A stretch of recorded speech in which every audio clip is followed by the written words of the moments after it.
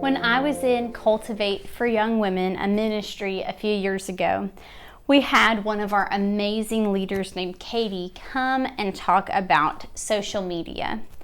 She shared about the effects of social media on our minds and the importance of setting healthy boundaries. I had been wanting to get off for a little while, but I never took the opportunity. So that was my moment.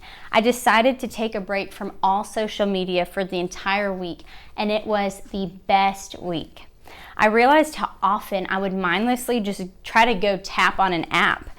And then over the week, I began to find great freedom. Social media in and of itself is not bad. However, as a single woman, it can be distracting and damaging if we're not careful. Think about it. We put our best sides out there. This means that when we see other couples, we're seeing continual honeymoon phases, which is not the reality. Single women feel the need to be perfect in their profiles just in case that guy is looking. Social media is not the enemy here. Idolatry is the true problem. We can create idols of ourselves or others if we're not careful.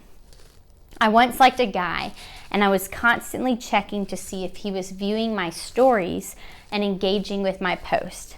I was looking at his page to see what he was up to. This became very unhealthy for me, and it became destructive to my mind and my heart. The enemy uses our online connection to create illusions that ultimately distract us from our reality. Sure, that guy might have been continuously viewing my stories, but was he reaching out? Was he actually asking me on a date? No. A rose angel is a very unique and a carefree type of flower, and it needs very little attention. It's hardy and upright, and so it's very easy to grow from a seed. We need to be more like a rose angel. What if I went to post a photo and 0 people saw it or liked it or commented on it? Honestly, I would be crushed. I go to online places to seek approval and attention. Inherently, I am there to build up my name and my image, and that's not how a rose angel would act. The key is to have healthy boundaries, to test our hearts before God. If the online world is taking a toll on your current relationship status, re-examine your limits. Set up boundaries that are the best for you.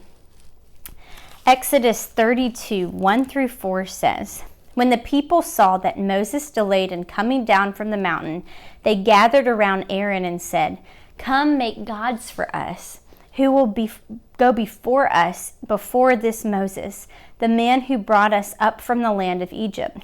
We don't know what has happened to him.' Aaron replied to them, 'Take off the gold rings that are on your ears of your wives and your sons and your daughters, and bring them to me.' So all the people took off the gold rings that were on their ears and brought them to Aaron. He took the gold from them, fashioned it with an engraving tool, and made it into an image of a calf. Then they said, 'Israel, these are your gods, who brought you up from the land of Egypt.' The Israelites quickly turned from worshiping their God, and they made an image for themselves. How easy is this for us today on social media platforms? Just as the Israelites seemed to be celebrating their victories, Moses knew it was actually a cry of their defeat.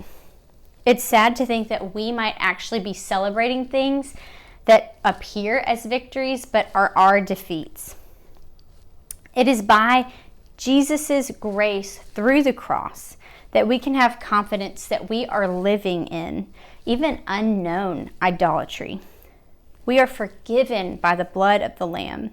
We need to be aware of what we are placing above Jesus in our lives, and we need to ask Him to help us to actively turn from it and to seek Him.